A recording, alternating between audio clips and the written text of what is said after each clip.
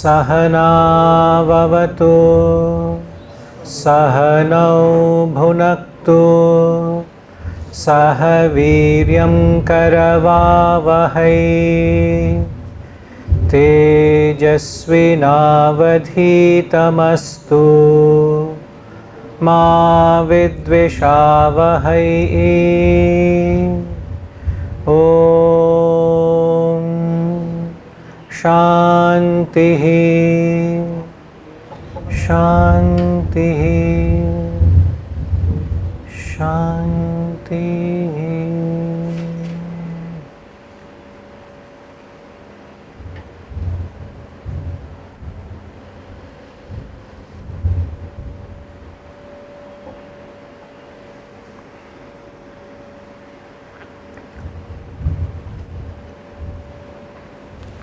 Is it possible to not oscillate it?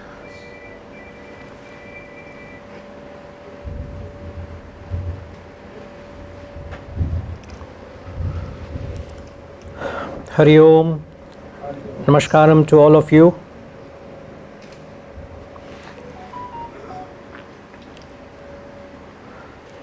Distinguished guests, dear friends, we have this evening and the next 3 evenings to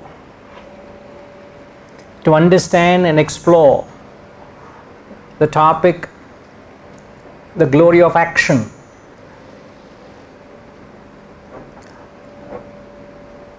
Happy to see all of you here.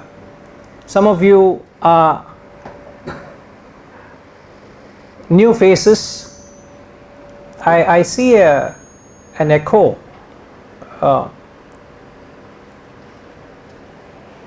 Hello? Yeah. Hello? Hello? Yeah, better. Thank you. So just wanted to get you all familiar so that you are comfortable in the transaction, the interaction we're going to have the next few days.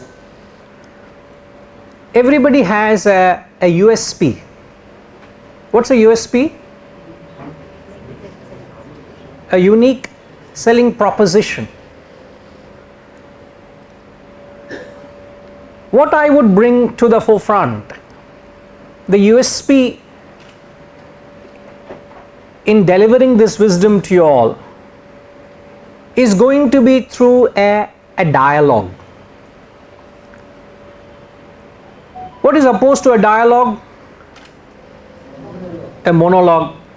I continue to talk, unmindful of whether the listeners are listening, whether you are with me or not, whether you are here or in your own worlds where you allow your minds to wander freely.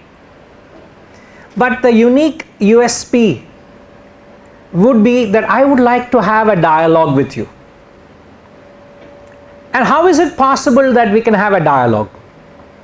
A dialogue is possible only when there is a question and answer. I ask you questions, you ask me questions, and we exchange ideas.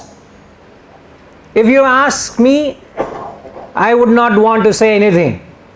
I will put this text aside. You ask me what you want to ask. And let there be a conversation between you and me.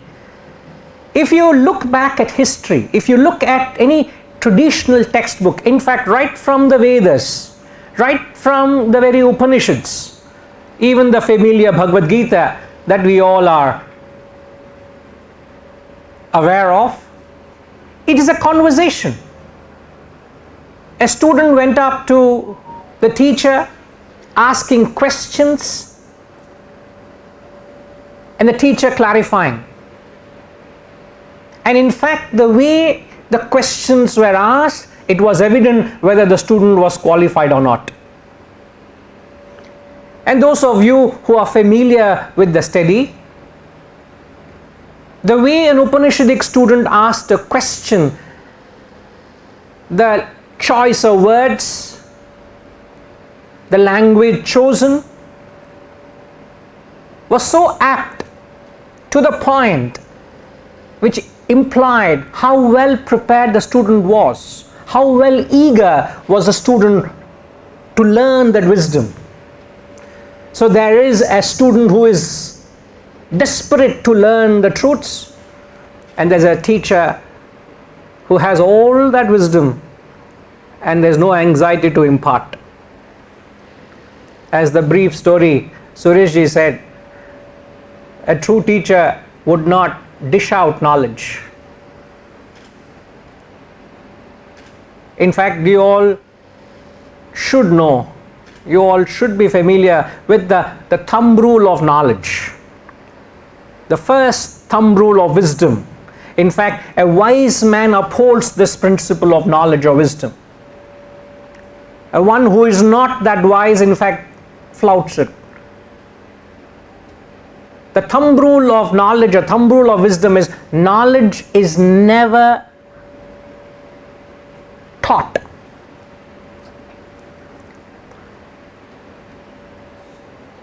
I repeat, knowledge is never taught. It is always sought. In other words, knowledge is never given. It's always taken by the student. So as much as possible, I like to keep true to tradition to have a dialogue. So I would be questioning you all, I would be asking you, clarifying you things with not an intention to challenge your wisdom. That's not the objective. Not here, we are here to match wits, we are not here to prove who is right or who is wrong, but here we are to stir up that knowledge or wisdom that we have in us. And the way we have a dialogue that would help us to awaken the intellect, in some of us it may be dormant. So a dialogue like this would help us awaken the existing intellect, and pardon me to say, the dormant intellect. Because if you don't have a dialogue, many a times it remains dormant. So don't be alarmed if I were to ask you questions. The objective is to have a conversation. That's my USP.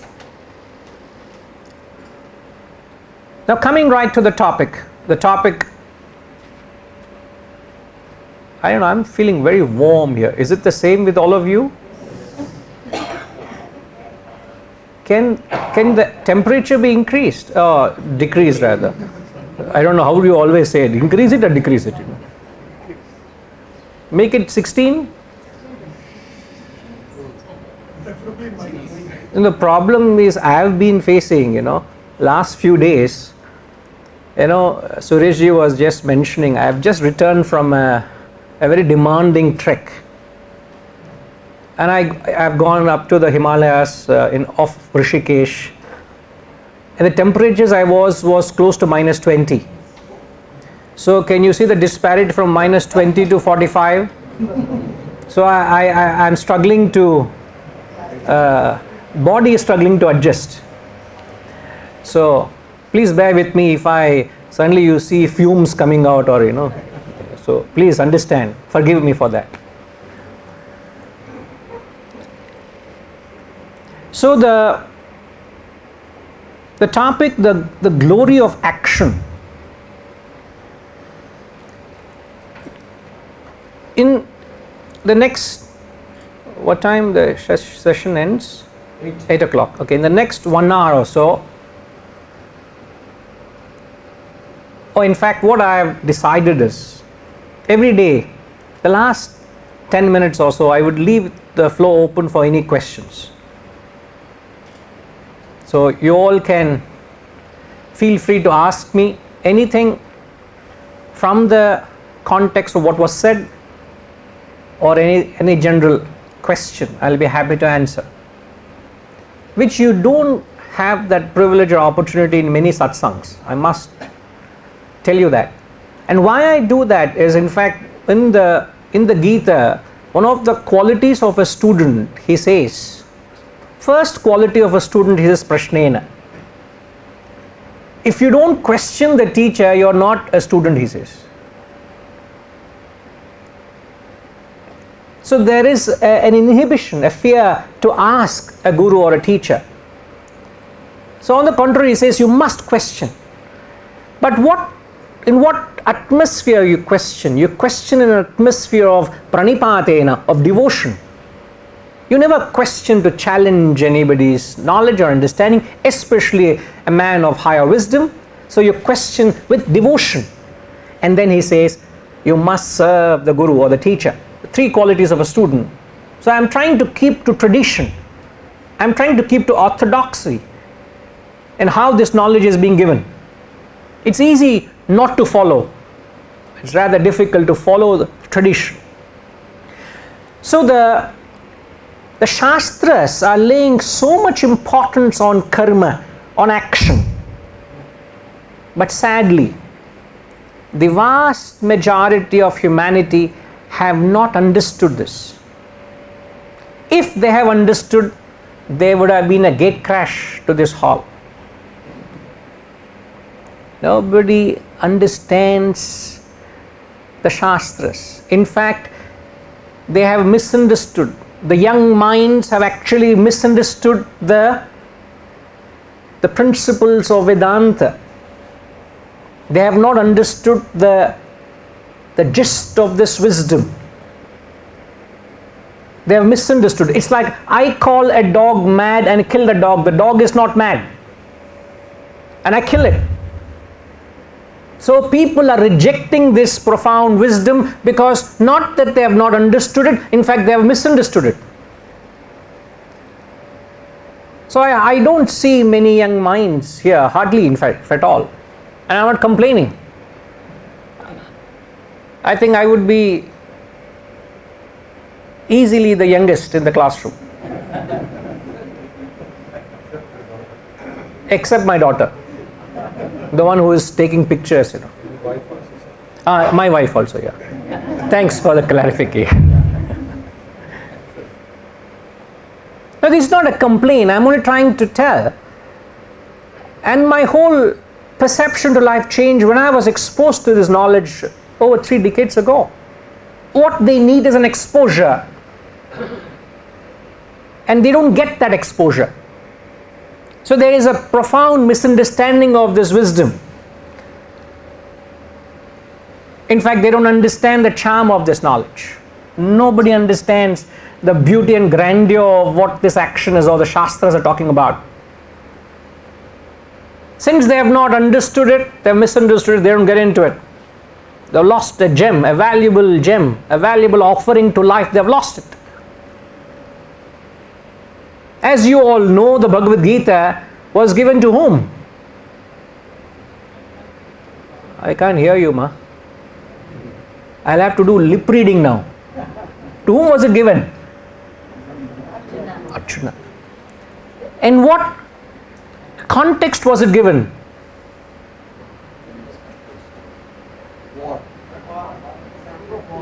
It was given to a broken soldier. He was at a war. He had to perform his duty as a leader. The whole army was arrayed, looking up to him, and the great Arjuna collapsed. The great warrior buckled, and he couldn't perform his duty to fight the battle. And whatever the message which the Lord gave, the Lord Krishna gave to Arjuna, it resurrected him. It brought him back to his feet and he performed his duty, which is to fight that war. Whether he was victorious or not is secondary, but the fact is he was victorious. It was not his victory, in fact it is the victory of dharma over adharma. Not every war is a righteous cause. Not every action is for a greater cause. But he had that greater cause behind him, and yet he collapsed. What happens to mortals like us may not have a greater cause in every time we do an act? Don't we all collapse performing our duties? Are we not stuck in a dilemma, not knowing what to do?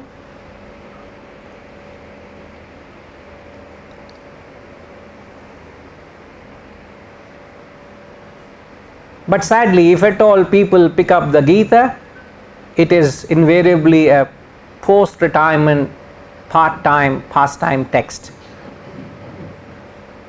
Nothing else to do. Let's pick up the Gita. It has been accumulating dust in the shelves or in the prayer rooms. It's been there, but I never meant to read and understand what it conveys. So Gita is not a post-retirement text. Why is it become a post-retirement text? Because you don't understood the ingredients of the text. And it is up to us, a few custodians, to justify and bring out the relevance of this knowledge into the minds and lives so that you pick up the text at the right time.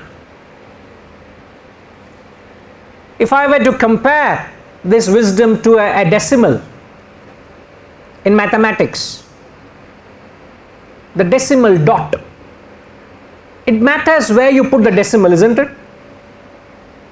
Either put this side or that side, the whole value changes. It will become 5,000 or it will become 0.5. Isn't it, sir? Child accountant, I'm getting his approval. Audited and cleared. So the wisdom is like a decimal. Where you place it, that matters. So we don't know where to place that wisdom. And there's so much wisdom out there, you need to have eyes to see. You just need to have eyes to see. There's so much wisdom out there. And I'm always touched by the great song by the great Tyagaraja. Endaro Mahanubhavulu Andariki na Vandanamulu. So you need to have that eye to see the wisdom, and when you see, you must bow down, you must prostrate. And I prostrate, I bow down to that profound wisdom. And throughout the Gita it is said, Yah pashyati sa pashyati. He who sees it, sees it. Lord says, I can't give the eyes to you to see. There's so much wisdom this land has, and yet we don't see it. It's like I'm being blindfolded in the midsummer. I am completely blindfolding myself in utter darkness. I don't see the light. What a pity, what a pity. So just to give you a glimpse of what the Shastras are saying on the action. In fact, from tomorrow, I will get into the actual essence. A little bit of marketing I'm doing. If I give everything today, you'll not come back tomorrow. So I'm the essence of it I'm holding on to tomorrow, sir. Ramanamurthy garu, Reb Raval Miru. Sarna?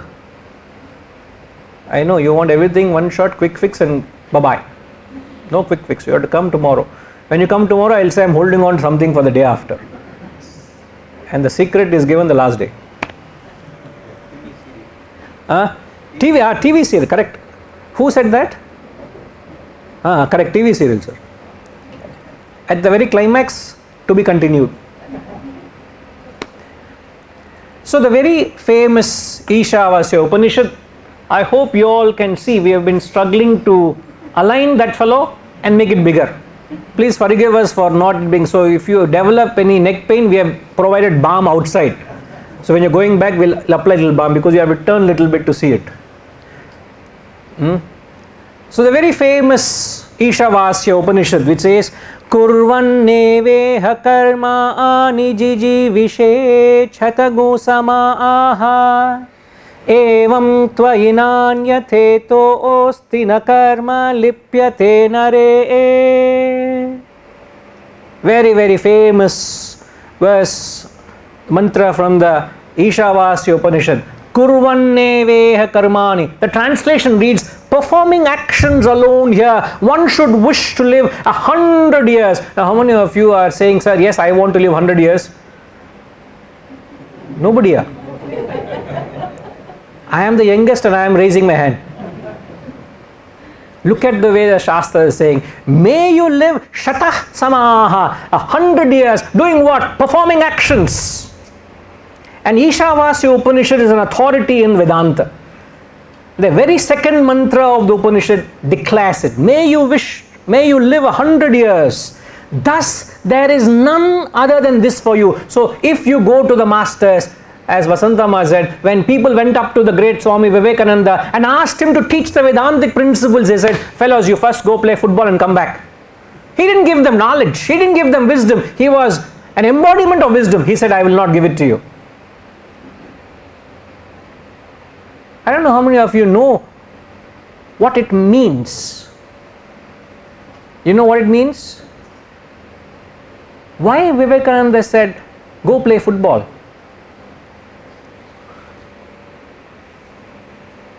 Welcome, Ramji. Why did he say so? Any idea? Again, this is not to challenge your wisdom, not to test how much you know or not. You must let go of your inhibition and just imagine yourself going back 50, 60 years in a classroom where you're having a learning session with a teacher. And very rare are such opportunities. So when you are in it, get into it. Any idea why Vivekananda said, go play football? Football is the favorite game in Bengal. I knew you will say that. Because he was in Bengal, therefore he said to the Bengalis, go play football. Good guess, it's not wrong. There is no better playing, there is no better learning experience than a sport. Than a sport? Yeah, sport does teach. Anything else? Sorry? Teamwork. In fact, there is a deep philosophical reason, not as obvious as it seems. There's a philosophical reason. Win or lose, you don't get affected. Exhaust all the energy. Exhaust all the energy and come tired to learn with Gita, is it? No, nothing else to do, sir. Please teach me. What does philosophy got to do with sport? You may be, when you heard my profile, hey, this fellow goes and plays badminton, this fellow goes mountaineering, this fellow does cycling, this fellow does marathon. When does he read and study philosophy? What has that got to do with this? Don't worry, that's my primary job. You all want to know? Come tomorrow. This is how I caught you all. You want to know the answer? Come tomorrow. At least for the answer you'll come, not what glory of action is. I'll remind you, don't worry. I will give you the question and the answer. In fact, I bring up that section in the context I'm explaining tomorrow, and you will understand the context. See, but I'll mention it. The wisdom is from a sattvic standpoint, and he found the seekers tamasic, inactive. So they cannot be a transaction of knowledge from sattva to tamas. So he said them, you shed your tamas, get into action, which is rajas. Then I'll give you wisdom to direct your action for a larger good. To inactive people, what philosophy you will talk? You can't talk philosophy to people who are not active. So first get on to action and then give you tools to refine your action. I can't give you tools to refining action to a fellow who's applied for VRS, voluntary retirement scheme. What action he is going to learn? How to perform better? Work management, time management. I have applied for VRS, retirement from life, from job. What principles you will learn? How is it going to help you with what to do? What are you going to do with the knowledge? That's the reason they say the knowledge or the wisdom that you have must translate in your life. You must walk the talk. If it doesn't translate into action, it is of no use. The wisdom is of no use. And you're all men of action. And you must, as the Shastras say, there is no other offering but action. And then he says, action na lipyate. Lipyate means stains. Such actions does not stain man, he says. Now here you got to examine.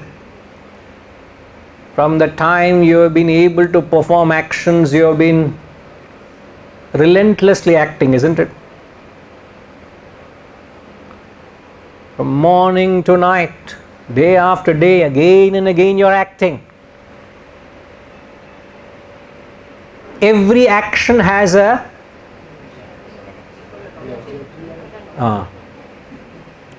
these are certain standard statements, mechanically we repeat. Mechanical. Now every action you perform has what? Has a consequence, right? There's a consequence. So when he says such actions, imagine you live a life of 100 years and such actions has no stain. Action does not stain man. You must mark those words. Now we need to define or clarify what does the word stain mean here.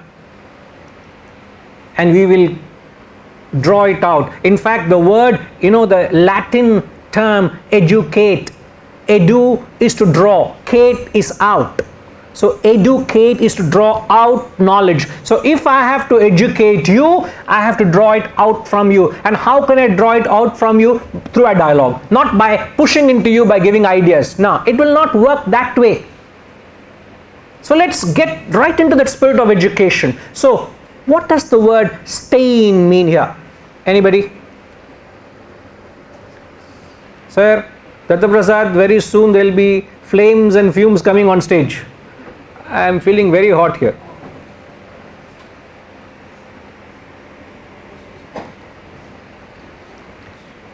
What does the word stain mean? Even indelible mark, negative sense. Stain obviously is a negative. Indelible. Sorry, when the draft hits, I think there is this. Thundering sound. Yeah, because it's hitting the mic. Yeah. What I can't do, that fellow is doing. Yeah. Low speed, please.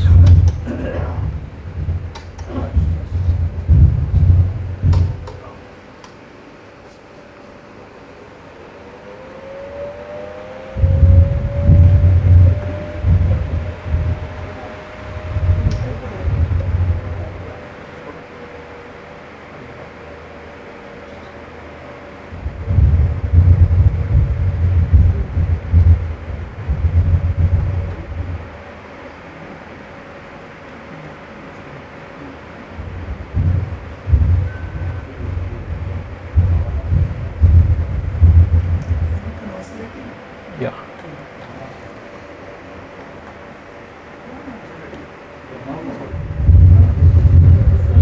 Stop the draft.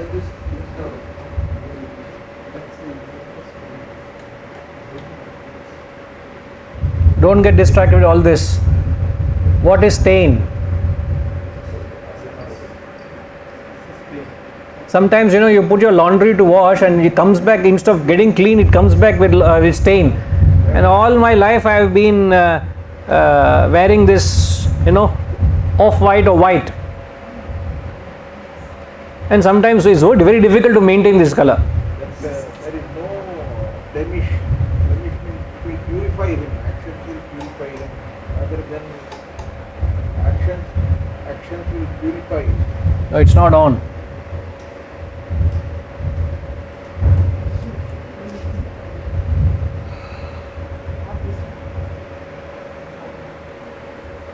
Getting attached to the consequence of action. So every action has a consequence, right? Every action you perform has a karma phala. So when you perform actions at a certain order, there are no stain. So there are no consequences of an action. If you say stain as a negative, right? Like we want the sound but not the additional noise. That's a stain. So what is a stain? Actions does not stain man. Something we feel bad about, something we don't want to feel bad about. Like we wear stained clothes, we feel, what is this? So that doesn't mean that Negative impression. on you. Alright. Harishji, can you please switch off those sound making fans, please? Can it be unwanted conflict? Yeah. No, that is distracting, please. Harishji, enough, please. Thank you. Unwanted conflict. Yes, sir. Can it be called nisangatvam? Nisangatvam.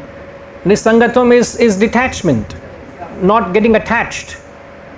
You see, we are not talking about how you are conducting yourself, but whatever it is, he says, when you perform actions, the beauty of the text is he doesn't qualify the word performing actions. He doesn't need to clarify. When the master is talking, when he says perform action, okay, what type of action is the guru talking about? You are also performing actions, I have been performing actions, the guru is talking performing actions. What type of actions the guru is talking about? Nishkama karma. Selfless actions. Nishkama karma. So when you perform selfless actions, desireless actions, such actions doesn't create a stain or an impression. But when you perform action sakama, with a desire, when you perform desire-ridden actions, such actions create impressions. Such actions create sustain. Such actions has consequences for you to deal with. It can't be that I perform an action and you face a consequence. I perform an action, I got to face the consequence of that action. And if I am performing desire-ridden actions, I have to face consequences of those actions. So when he says these actions does not stain, so stain here refers to, at the very basic gross level, the stain means mental agitations. So when you perform an action, does it cause mental agitations within you?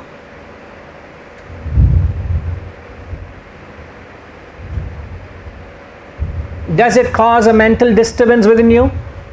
It's a stain.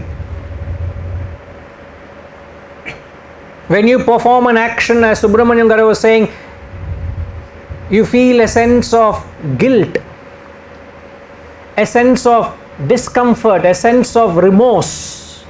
Cha, I shouldn't have done that. Or I should have done that.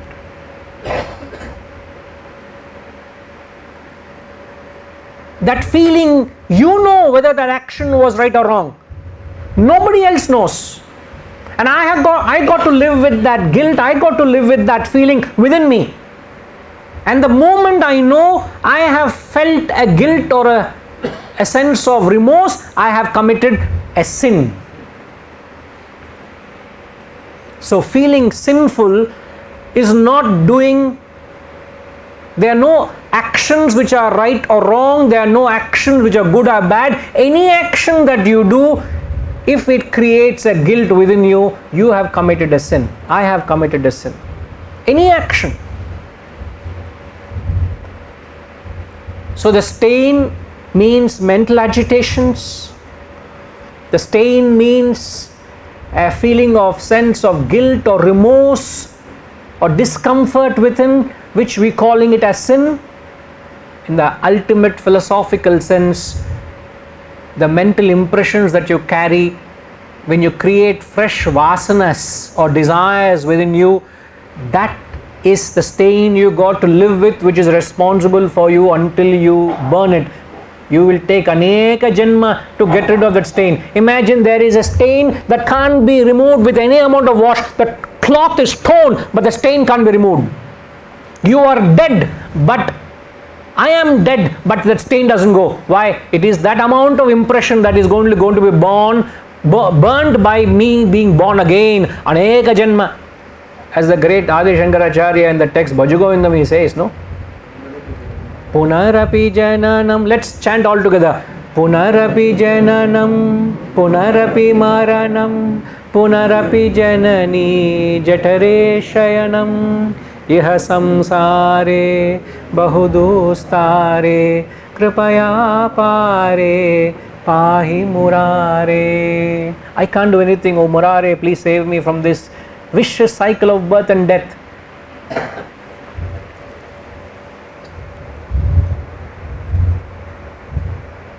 So the mantra is talking about to operate with a spirit without any desire. Not easy. Not easy at all. Now let's move on. The 4th chapter of the Gita, the 17th verse, which says, Karmano hyapi bodhavyam bodhavyam cha vikarmanaha akarmanascha bodhavyam gahana karmano gatihi. Let's chant once again. Karmano hyapi bodhavyam bodhavyam cha vikarmanaha akarmanascha bodhavyam gahana karmano gatihi. The real crux in this verse, can anybody guess what is the real crux word in this verse? Gahana. Gahana means it's impenetrable. It is so deep, it is impossible for you to understand action. You may be performing action all your life, but you will not understand the complexity of how deep, how impenetrable action is. Gahana. So today I am only going to give you a picture how profoundly the Shastras are talking about action. I am not going into the glory of action. I am trying to tell you the importance of action today. Now the verse says, verily karmano hyapi bodhavyam should be known. What should be known? Karma should be known. Vikarma, forbidden actions, you should know what you should not do also. Vikarma are also known as nishiddha karma. You should not do that. Inaction should be known, akarma. The nature of action is impenetrable.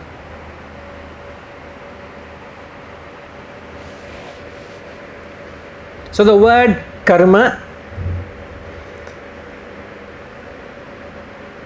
consists of 3 types of actions. Praveen, kucho. Even there, he's our caretaker. So why is he standing outside? I am uncomfortable. I am feeling uncomfortable. You are standing outside. English ardhamaithe kada? Uchu kucho. Ikkada front row ikkada. Come here. Because he is younger than me, that is my encouragement. I was looking for a younger audience, so I found one. I will talk to him now. Kadrama. Nee question adutuna answer cheyale, sanna? Lekon salary cut. Answer wrong, Jayama, salary cut. Every wrong answer, 1,000 rupees cut. That fellow is terrified now, poor fellow. So karma has 3 facets to it. Karma has got nitya karma. Nitya karma is you have your regular routine duties which you can't escape from. And then you have naimitika karma, special obligatory duties. They come once in a while. Perhaps coming for these lectures becomes in a way obligated, that you are obliged to attend. You feel something worthwhile learning. You find it, I must make it some time so that I learn, I come here. Naimitika karma. What's the third?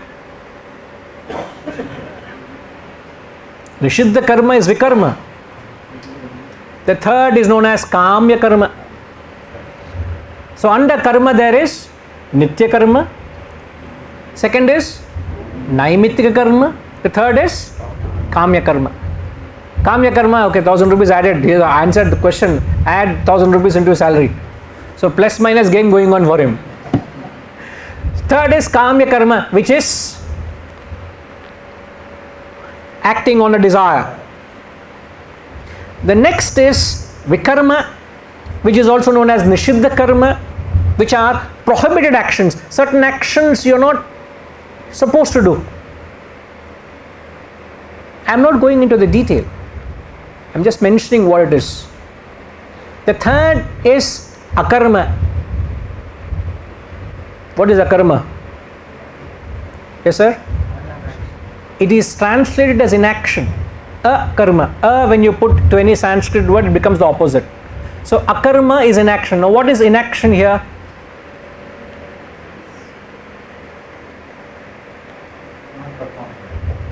Sorry? What is karma? Not reacting. An action that does not have a consequence.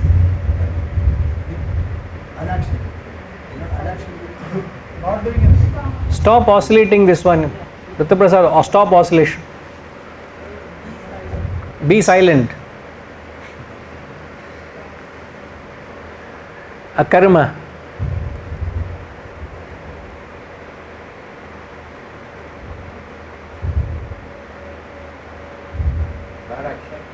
Bad action.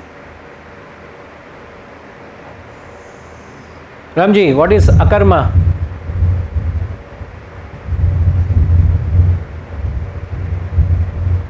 Akarma is very tamasic. No. No. No action. No, not no action. Tamas is wrong action. Wrong answer, I'm saying. Oh. No karma is akarma. No. Sorry? No. See, akarma, while akarma refers to that which enlivens your action. What is it that is enabling you to act?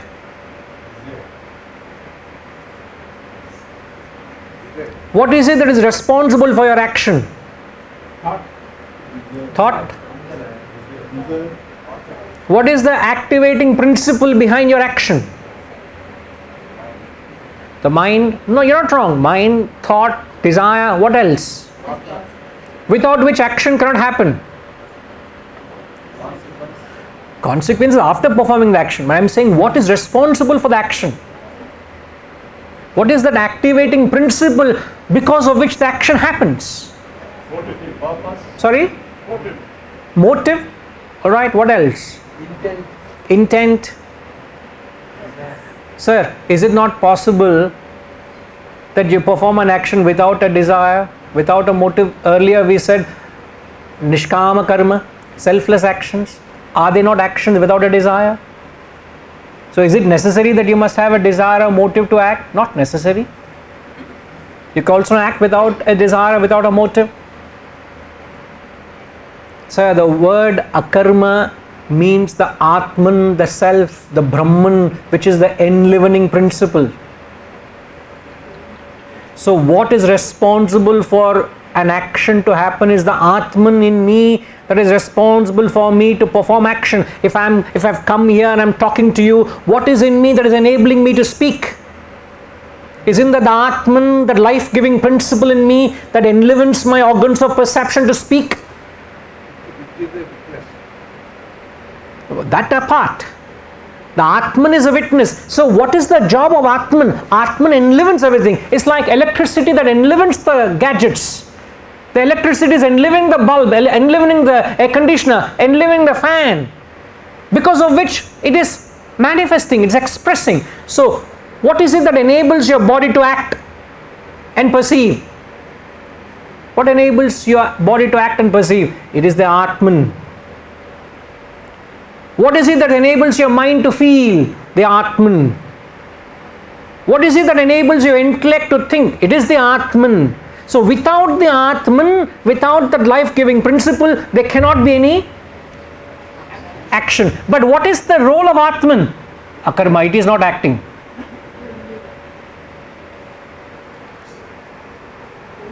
It has no, in fact, one of the best definitions, one of the best way of understanding Brahman is, it is that life-giving principle.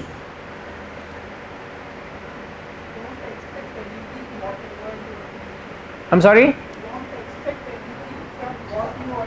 No, I'm not even talking of expecting. We are talking about that which enables you to act.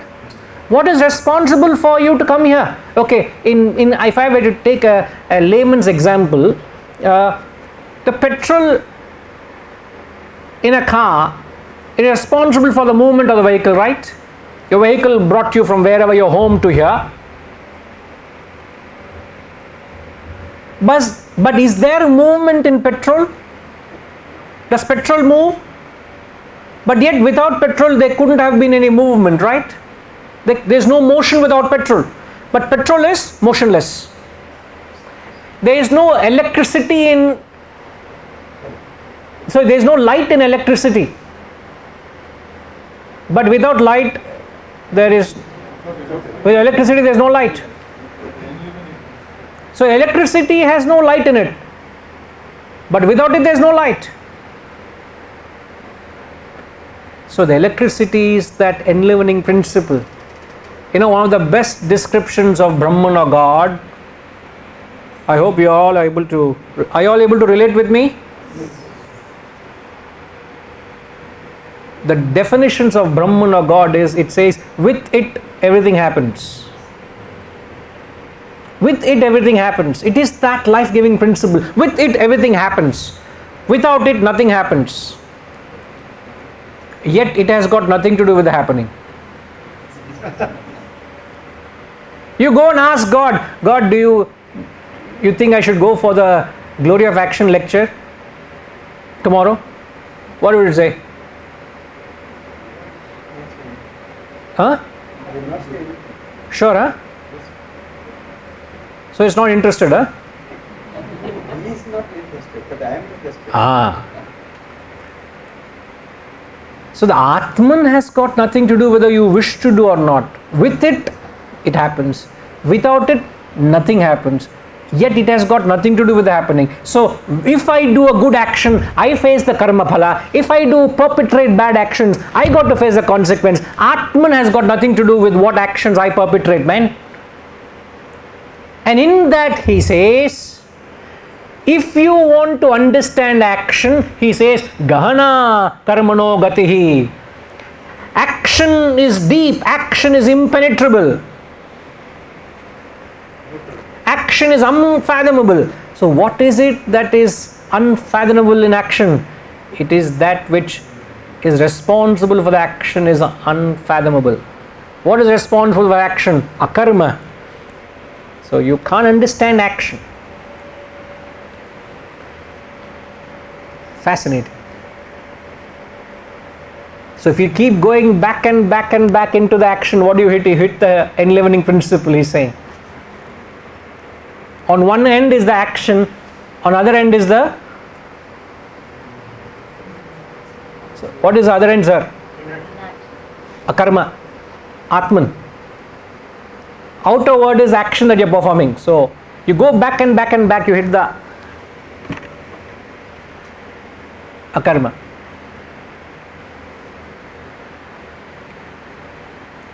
Move on. The 16th chapter, 23rd verse. Ya shastra vidhi mutsrujya vartate kamakarataha na sa siddhimavapnoti na sukham na param gatim. Once again. Ya shastra vidhi mutsrujya vartate kamakarataha na sa siddhimavapnoti na sukham na param gatim. As I mentioned, the young minds don't understand the value of this knowledge. So here he says, he who casts aside scriptural ordinance, you cast aside scriptural ordinance and act on the impulse of desire, there is neither perfection, nor happiness, nor the supreme goal. So if you discard, if you don't pick up the scriptural ordinance, Shastra Vidhim. Shastra Vidhim is the scriptural ordinance. Utsrujya, cast away, you throw away, you discard. So what's a sign of not picking up the Shastras? One acid test is, what's acid test? Of casting away scriptural ordinance. What's acid test? Sorry? You live a life of chasing your relentless desires. As you know, your mind is a seed of desires, right? You desire, you satisfy one desire, yet another desire to come. You satisfy that, there's another desire waiting. You go behind that, there is endless list of desires. So a sign of not acting or not upholding scriptural ordinance is to act on desire. And if you do so, na siddhim, no perfection, no, you will have no success in the world. So you want to be successful, what is the thumb rule? Pick up the scriptural ordinance, he says. Na sukham, if you want happiness, what's the thumb rule? Pick up the scriptures. Na param gatim, you will not attain the highest goal. Forget, you will not have success in the world, you will not find happiness in the world, nor will you reach a higher goal. So if you want success in the world, if you want happiness, or if you want to aspire to reach the higher echelons of life, you must pick up the scriptural ordinance. Alas, alas, nobody seems to understand the value of this. I am reminded of Kabir Doha. He sings, no, he says, Dukh mein sumiran sab kare, Sukh mein kare na koi. Jo dukh mein sumiran, jo sukh mein sumiran kare, Dukh kahe ko hoye kabira, Dukh kahe ko hoye. Nobody has time to think of the higher. When everything is going good for you. Dukh mein sumiran sab kare, sukh mein kare na koi. Jo sukh mein sumiran kare, dukh kahe ko hoye. That is what he is saying. If you don't hold on to the scriptural ordinance, you will not have success. So even for worldly success and happiness, you need scriptural ordinance.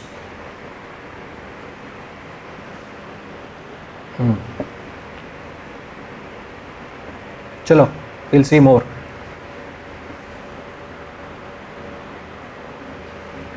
Tasmat shastram pramanam te Karya karya vyavasthitau Jnatva shastra vidhanoktam Karma kartu miharhasi. Tasmat, therefore, the scripture is your authority in determining what ought to be done, what ought not to be done. On what basis you decide what to do and what not to do. Oh, I know what is right for me in my life. On what basis you decide that? Who is authority? I am the authority. Who is that I? No. That I, ego. I know what is life. I know what is right for me. Not only I decide for myself, I decide for my children also. So the Shastras become the authority in what ought to be done, what ought not to be done. Karya karya vyavasthitau.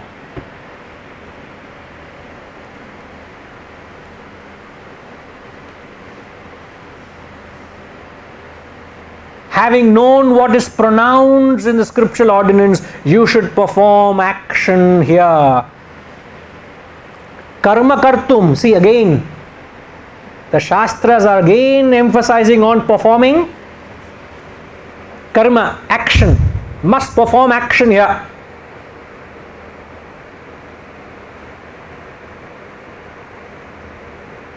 In fact, the trademark of an intellect, the job of an intellect, what's intellect?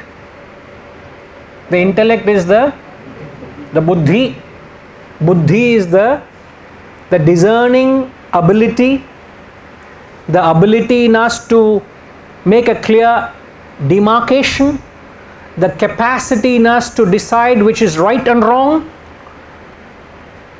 So it is the intellect in us that makes the choice. One of the jobs of the intellect is to make that right choice. Am I to do it or am I not to do it?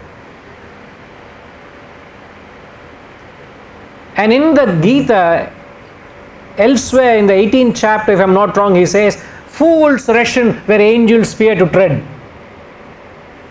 What the wise people think twice, the fools will rush there.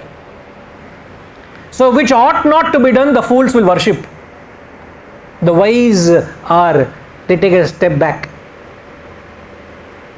Okay, what is it that the world is rushing towards?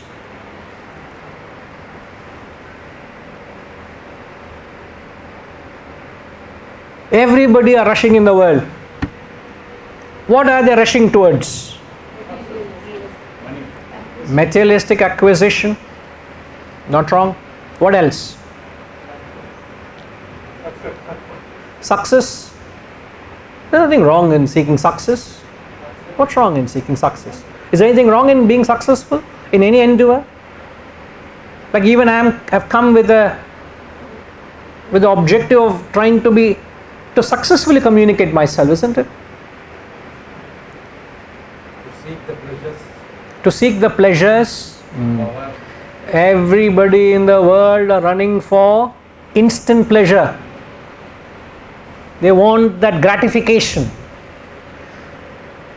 So where there is instant pleasure, the fools, they don't rush in. Where the fools rush in, the wise will.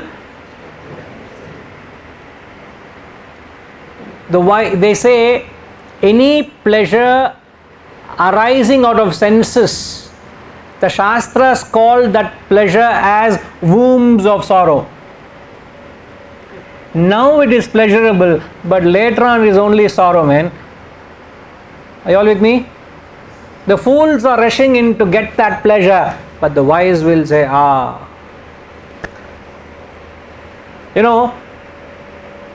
sattvic happiness. What's the difference between sattvic happiness and tamasic happiness? Tamasic happiness is nectar in the beginning, poison at the end.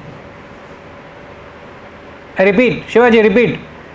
Tamasic happiness is and sattvic happiness is poison in the beginning, nectar in the end.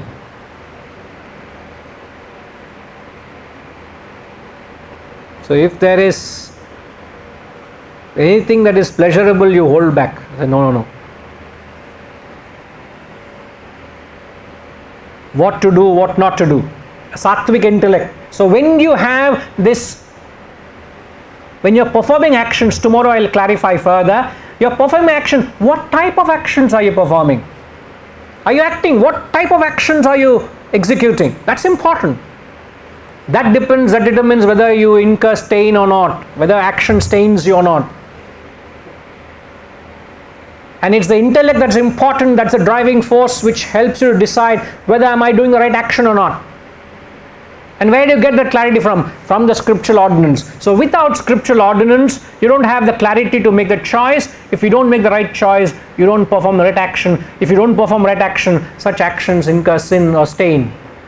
You see the connection? Scriptural ordinance, intellect, action, stain. So there is a direct connect.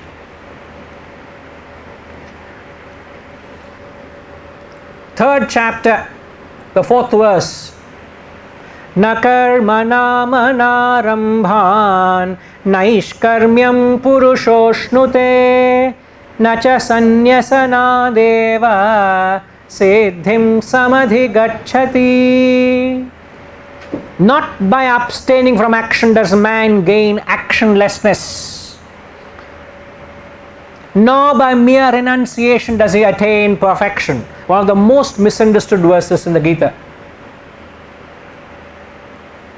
You can't attain actionlessness. Naishkarmyam purushoshnute. Actionlessness is perfection. You can't attain perfection by abstaining from action.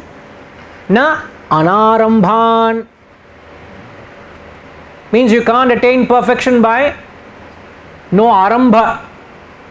Oh, spirituality is against any new beginning, therefore I will not start anything new.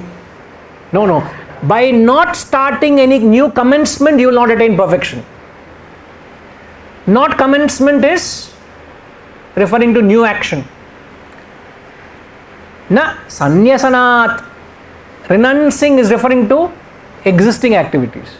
So not by renouncing your existing action, nor by not starting new action, you will not attain perfection. So how do you attain perfection? By performing action. So don't ever think of abandoning your existing action, nor do you ever think of not performing new actions. That is against the Shastras. But today the concept of spirituality is giving up action, going to an ashram and say, I want to become spiritual. That is not becoming spiritual, please. That is not spirituality.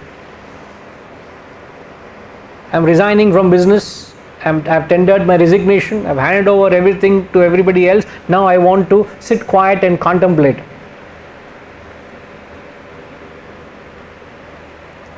Na arambha, if you don't start. Na siddhim, perfection. Now, what is the word that can be misunderstood in this verse?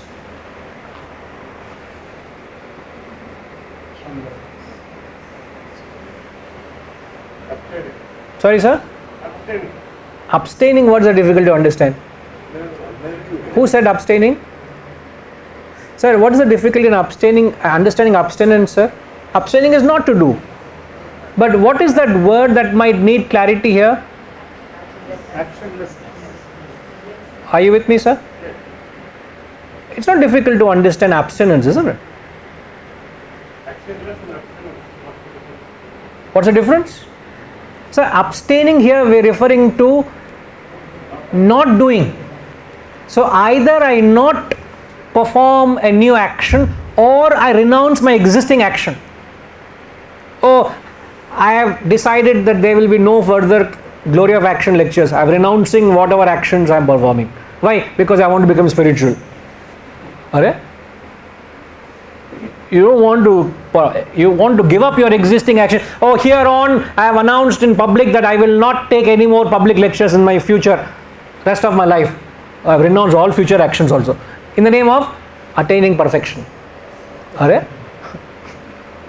You can't reach perfection by abandoning your dharma, abandoning your duties.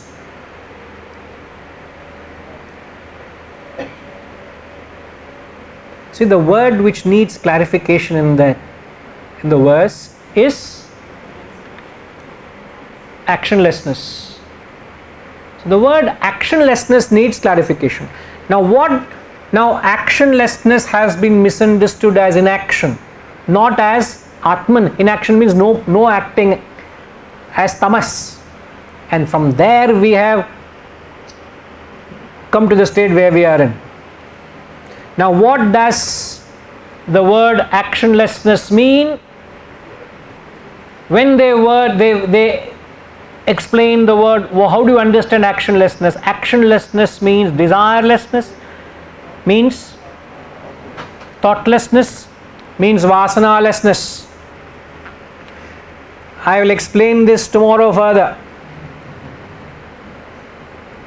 Even if you don't come, I'll explain. Don't worry. Why I am saying is the concept is explained tomorrow, but I am justifying the context here that It is not, you don't get to spiritual perfection. Earlier verse we learned, you can't attain success in the world, nor can you attain happiness, nor can you attain the higher without action. And what that perfection is, they have described as actionlessness. Actionlessness is perfection. What they mean is to reach the state of vasana-lessness. And what is a state of vasana-lessness? The definition of Brahman or God is man minus vasanas equals God. So when they say vasana-lessness, they are referring to the state of Godhood, where the vas, which is the vasanas, in us the vasanas is the stain or the mala. The spiritual dirt in us is the desires of the vasanas. So when I have eradicated all my vasanas and desires, I have reached the state of Godhood. So man minus vasanas or man minus desires equals Brahman or God or the self. And how do you get to that? By not abandoning action. You don't abandon action. You plow through action. You perform action to remove the stain of action. Third chapter, 8th verse. Niyatam kuru karmatvam karmajayo hya karmanaha sharira yatra pichate na prasiddhyeda karmanaha. I will seek a few minutes from you all. Can I have few more minutes, please? Here he says, perform your obligatory action, for action is superior to inaction. Inaction here means tamas, not a karma there. Even the maintenance of your physical body would not be possible by inaction. So you want to keep yourself physically fit, you got to act, man. Action is superior to inaction.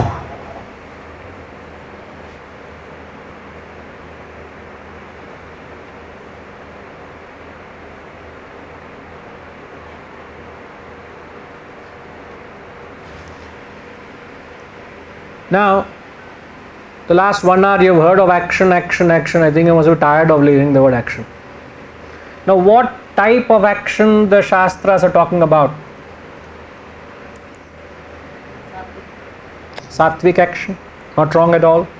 Sattvic action, what else? Selfless actions. Desireless action. Desireless actions.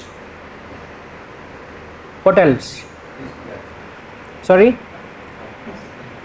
What is peaceful action? Is there anything called peaceful? I don't know. Peace is the product of your action. So how can there be a peaceful action? Means action which produces peace. Perhaps, yeah. Vasanaless action. Desireless action, vasanaless action, selfless action. That's the first thing tomorrow I will be doing. Without motive. Without motiveless actions. Renunciation action, we will be talking it on the 4th day or 3rd day. Yajna, this is where it is. The 4th chapter, the 3rd chapter.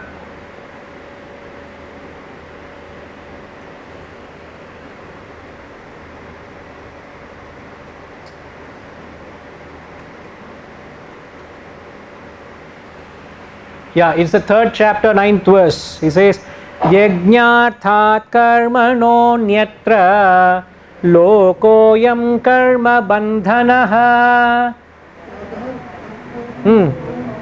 tadartham karma kaunteya mukta sanghas samachara. This world is bound by action other than those performed for the sake of yajna. O Kaunteya, perform action for that sake alone, free from attachment. Mukta Sangha, somebody earlier spoke of attachment. So you must understand, any action other than yajna, you are bound. So the Shastras are glorifying actions to be performed for the sake of yajna. Yajna means a higher purpose, a higher ideal, a greater cause, a larger good. Any action you perform, sakama, is full of stain. You must conceive a larger good.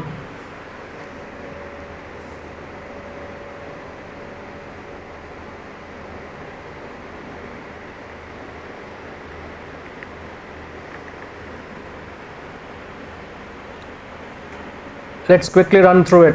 Yajna shishtamruta bhujaha yanti brahma sanatanam nayam lokostya yajnasya kutonya kuru sattama.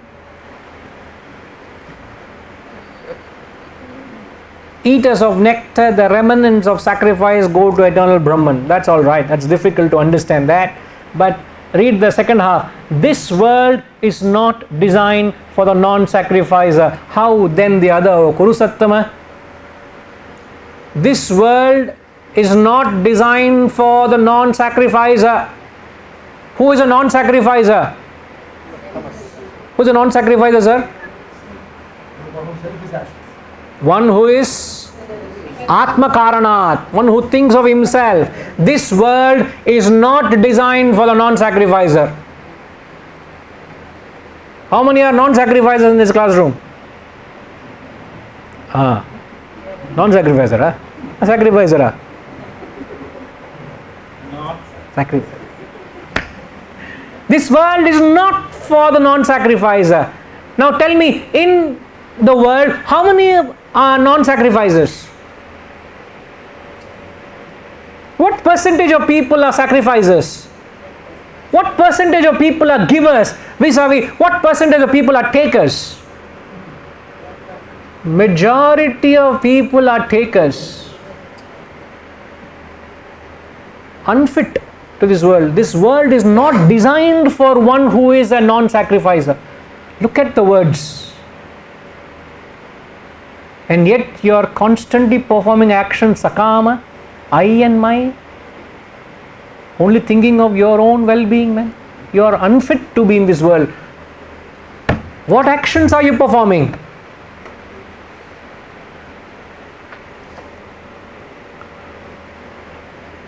The last verse, and I'll give you the picture what you're going to get.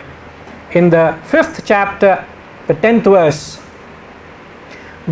very famous verse, Brahmanyadhaya karmani sangham tyaktva karoti yaha lipyate na sapapena padmapatramivambhasaha. Very famous, padmapatramivambhasaha. How should you conduct yourself in life? Just like a lotus leaf by water is not stained, is not tainted. I started the speech today by saying by stain. Here he is giving us the remedy how not to be stained. How not to be stained? Dedicating your actions to Brahman. Brahmani adhaya karmani. Can you think of the Brahman while you are performing action? Brahmarpanam, Brahmahavihi, Brahmagnau, Brahmanahutam, Brahmaivatena gantavyam, Brahma karma samadhinam. There is Brahman in every aspect, everything is Brahman. Who is talking? Brahman is talking. For what are you talking? To attain Brahman. There is every core of your personality is nothing but Brahman and Brahman alone. So you act in that spirit of dedicating actions. So while you're acting, how are you acting? Abandoning attachment. There is no possessive attitude. Attachment is I and my attitude in your possessions. It is not the possession. I say this is my clock or my watch or my timepiece.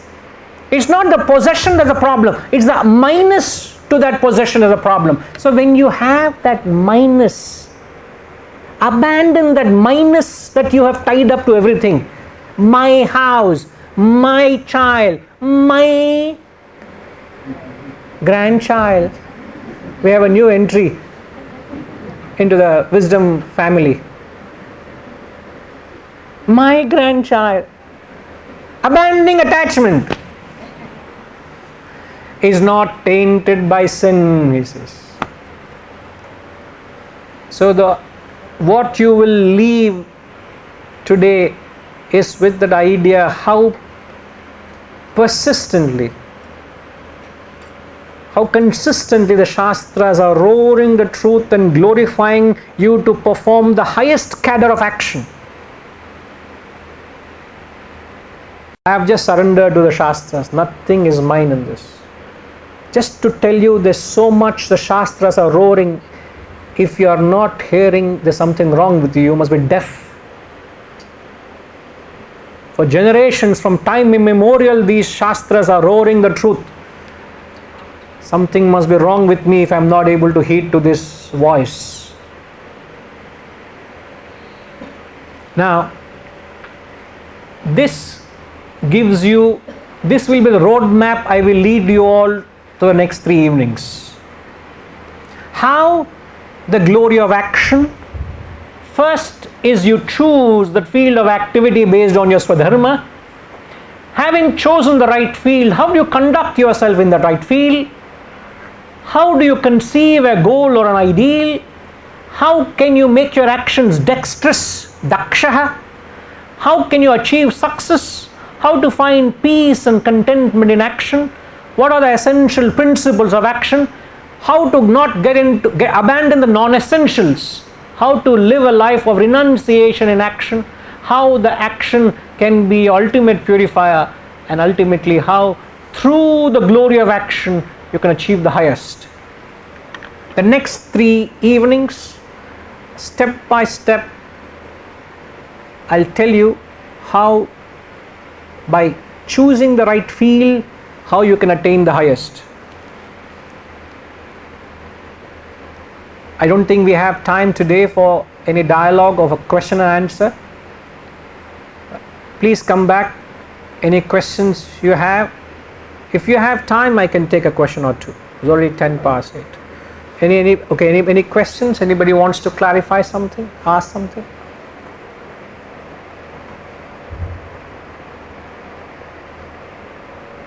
Sir, how do we choose the field? Can you? So don't ask question from the subject I have not taught. I have not taught that. No, I don't think they heard the question. That's what I'll ask tomorrow. Now, how do we? Yeah, we can hear you. How do we choose the field of activity? Most of them is rested upon or both the choice we are taking. The Shastras say that you should not do something which is compelled on you or thrusted onto you. One of the first things in life should choose is understand that every one of us have a unique complexion, a unique nature.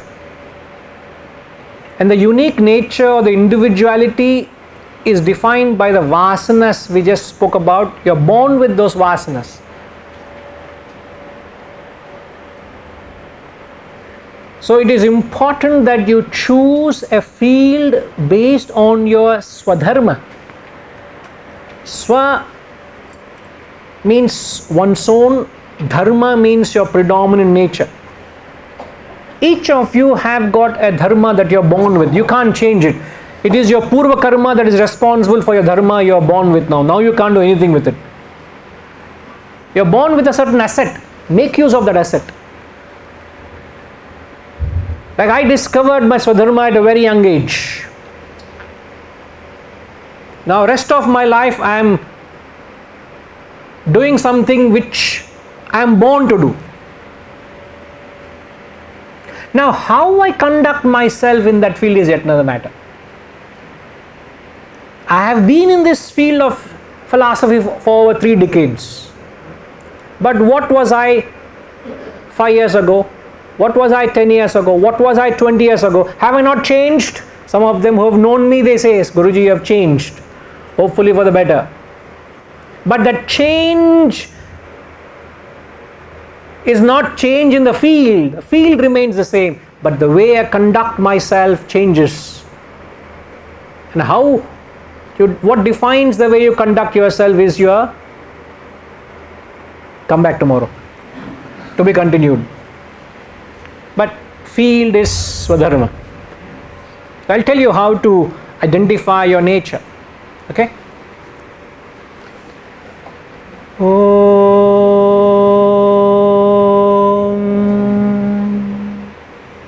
Purnamada Purnamidam Purnat Purnamudachyate Purnasya Purnamadaya Purnamevavashishyate. Om Shanti Shanti Shanti. Harihi Om. Shri Gurubhyo Namaha. Harihi Om.